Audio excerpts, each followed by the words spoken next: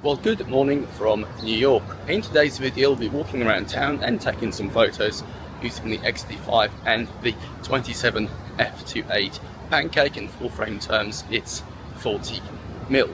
No specific meaning behind the video today other than to go for a walk around New York and show you my compositions and talk you through how I go about taking photos. So what I'm thinking, settings, that kind of stuff. Right now in Midtown, I'm gonna walk up to Central Park, cross over, and then walk back down to Staten Island Ferry, which is what I'm planning to take later this afternoon.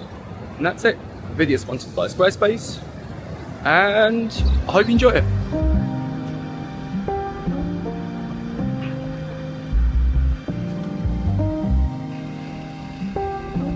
So as I've said, the camera of choice is the XT5 with the 27 f2.8 Pancake. This is such a nice lightweight setup, especially when walking around the city and when gonna potentially be covering quite a lot of miles. As for camera settings, I'll be mostly shooting in aperture priority unless I need to slow the shutter down for a specific creative shot.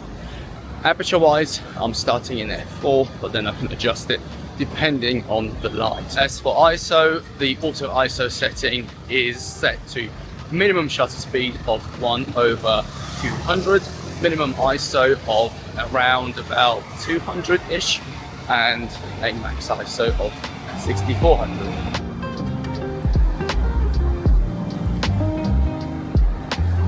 This is a pretty cool reflection. I'm looking at that red truck with those lights in the showroom, and there's a nice square composition, so I can compose maybe someone interesting comes through. So those reflections are a great way to create some interesting compositions, and when you add having a TV in the back, then that makes the whole thing more interesting because you get different elements, graphics, etc. So another example of this was in Tokyo, in Shibuya Sky, when I was shooting out, but behind me was a giant TV that was playing various graphics, and they had those orange circles going past, and that's what created the composition for that photo. I don't think here there's going to be anything remotely as good as that, but the principle is the same. So reflections, nice compositions, sort of clean lines, that kind of stuff.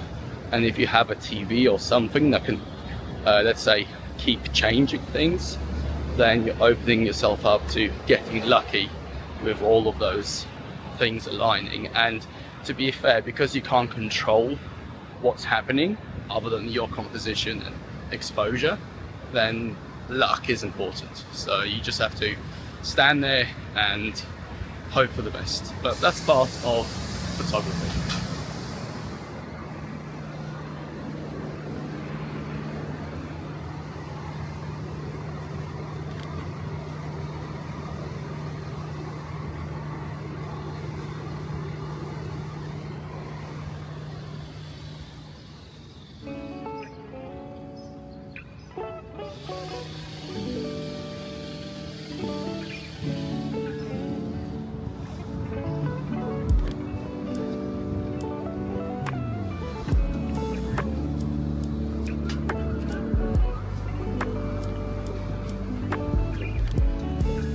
To have something in the foreground rather than just a car wash like that.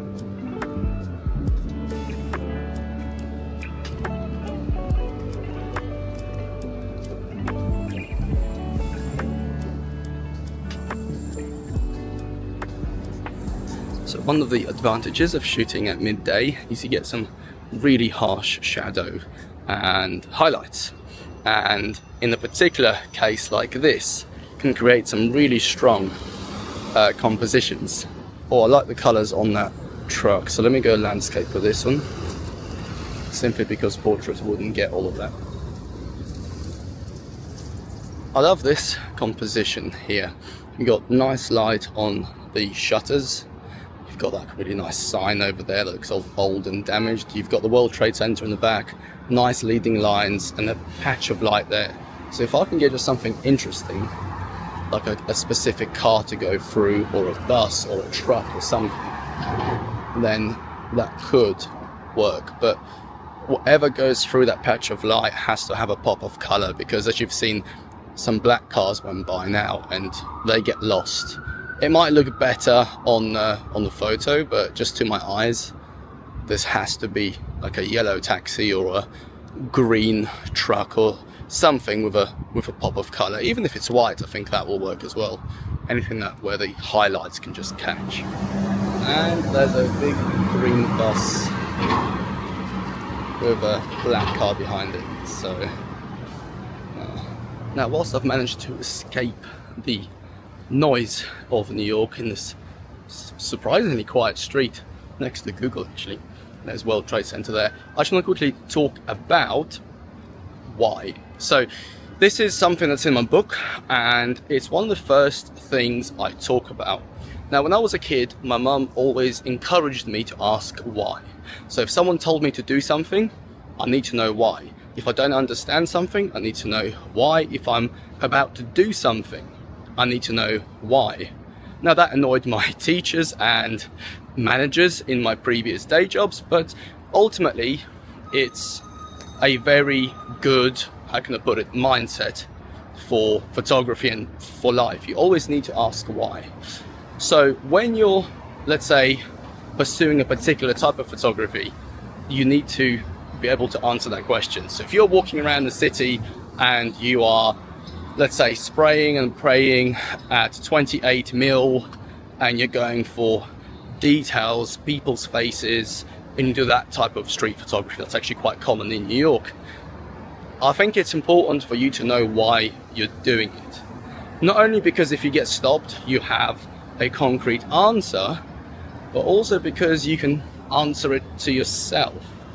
Because if you're just doing something and you don't know why you're doing it, which, believe it or not, that's how many people lead their lives, then it's not really fulfilling at the end of it, right? You know, so it's just something to think about, and without sounding too preachy, it's something that I try and always ask myself. If I'm doing X, why am I doing it?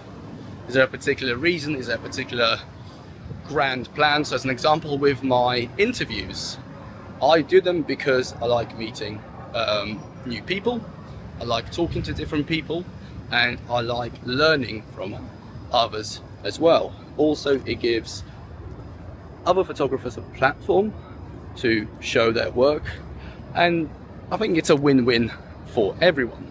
When it comes to my any gear reviews, I'm not doing it because I love gear. I couldn't really give a crap about camera gear. I do it because it helps the YouTube channel with regards to views, and I need views to pay my bills, at least as things stand right now. So there's always a clear why. But anyway, yeah, hopefully this wasn't too preachy, but know why you're doing stuff and why you're shooting certain stuff. Yeah. So I've come across this little corner. So what's caught my eye is the, again, harsh light and shadow, the pattern which on the wall, which is the reflection of light. The composition would be to have that truck in the right hand side and then have another element in the left. I'm not sure how easy this is going to be because there's a lot of traffic here, and I would need this corner to be completely empty, but also have one distinct subject on the left side right there. So I think this will have to be wait for a while and see. Alright, now we're in the same spot but from a different angle, and I think this also really works well. So right here you've got that truck is over there, but it's been lit incredibly well, and now this amazing pattern from the reflection is in full display. So same as before, I'll wait here for a bit and see if anything materializes. Composition wise, I'm literally going for something like this where the truck's in the corner and something else comes through here.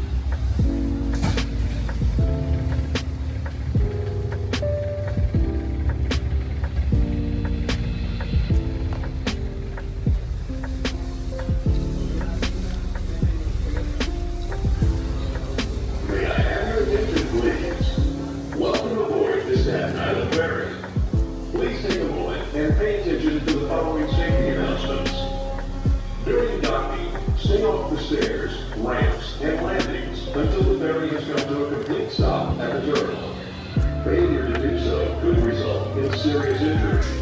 In case of an emergency, listen for announcements and instructions from the crew.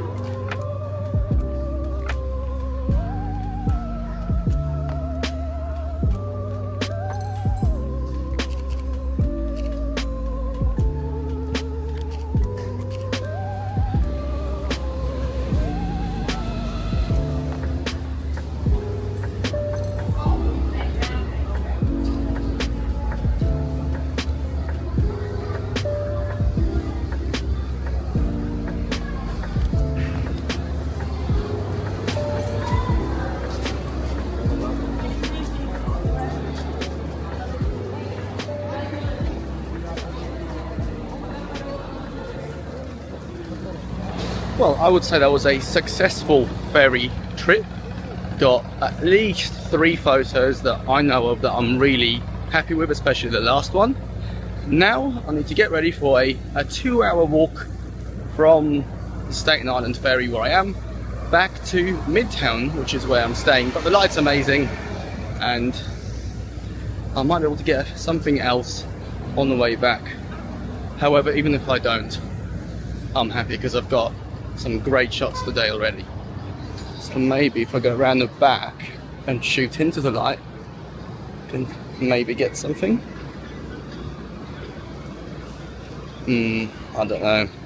So this is one of the few times where shooting with the light and having the subject kind of flat lit works, because you have the very bright color and you have the strong contrast already in the image. So there we go. This is one of the few cases where shooting into the light doesn't actually help, but shooting with the light for a more flat image results in a better result. What I might do though is wait a little bit longer and see if I can get something better. I've got a good shot to start with, but I don't know, it's one of these places that if you wait 10 minutes you can get 2 or 3 other shots. Maybe yes, maybe no, but I can't imagine myself being here at this time again, so I'll give it a few minutes. So, moral of the story, patience pays off. If you have a feeling that something good can happen there, and you know it doesn't happen very often, then stay put and try again. That worked out really well actually. I'm really happy with that.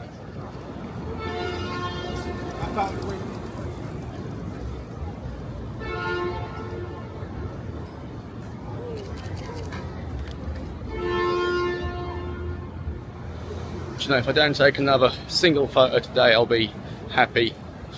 But yeah, there's still an hour and a bit walk left to get to the hotel. So I'll probably get one more, I think, maybe a couple. I would quite happily though just to go to the hotel now and chill. But light's good, we'll stay out and maybe get something else.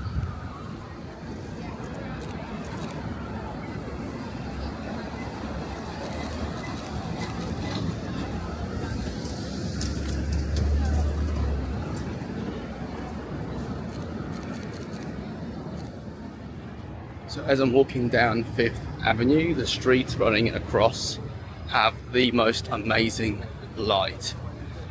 I think it'll be very high contrast, it'll be maybe a bit abstract in editing, but I don't know, I think it looks insane. There will also have to be a degree of praying and spraying with these shots, because I have to kind of stand in the middle of the road in order to get them. But I can't see if there's anyone turning because it's so bright and blinding. So it was very much a case of stand in the middle of the road, take a bunch of shots, look around, take a bunch more shots, and then go to the next street. Okay, it's really dark, I can't see because I got my glasses on, but I needed them back then. Anyway, hopefully there's something good in there, because at least to my eyes it looked incredible. Alright, it's nearly 9 o'clock. The light has gone and so have I. I'm mentally shutting down. It's been a long day and overall really good day of photography. About 3 photos that I know for sure, 4 actually, that I really like, and they are keepers, so that's always a good day. Normally, as I've said before, if I only get 1 is enough. So overall not bad at all. And on that note, I just want to say thank you for watching. If you're still here, thank you very much. It's probably quite a long video. I thought at one point I wouldn't have enough for a full video, but I think now I've got too much. I'm waffling. Thank you so much for watching. Leave any comments and stuff down below, and I'll see you next time. I can't wave because I'm holding the camera, so bye bye.